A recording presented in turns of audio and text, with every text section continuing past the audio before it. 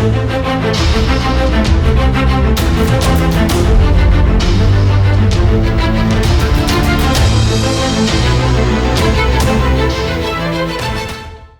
evening, GTU sir, and my dear friends.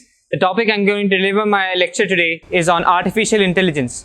Artificial intelligence refers to the intelligence of a machine of learning, adapting, as well as modifying its ability according to it. We have seen artificial intelligence grow from a bit to a lot. We have seen IBM 70 from 1950s to DeepSeek in 2024. India as a country has been adopting this technology as one of its major measures to development. We have seen India launch the portal India AI as a national portal to converge the AI ecosystem in our country. We have seen a certain bloom of AI startups in our country. According to a survey, there were a total of 700 and 300 AI startups in this country last year. The most of the AI startups are engaged either in FMCG or a chatbot business. We have seen Indian government enforce this technology in various of its services. For example, the IRCTC. We have seen the Ask Pragati AI chatbot being employed there for an efficient and a better ticket booking experience. We have also seen private companies like Ola give out their chatbots to give a better and a more efficient buying experience to the user.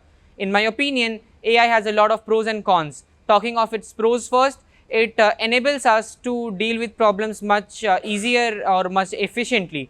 We have seen people from farming as well as various such sectors use this technology for their own good.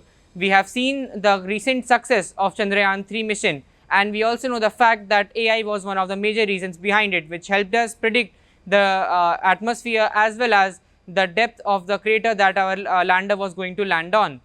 In my opinion, AI has a lot of pros, but also a lot of cons.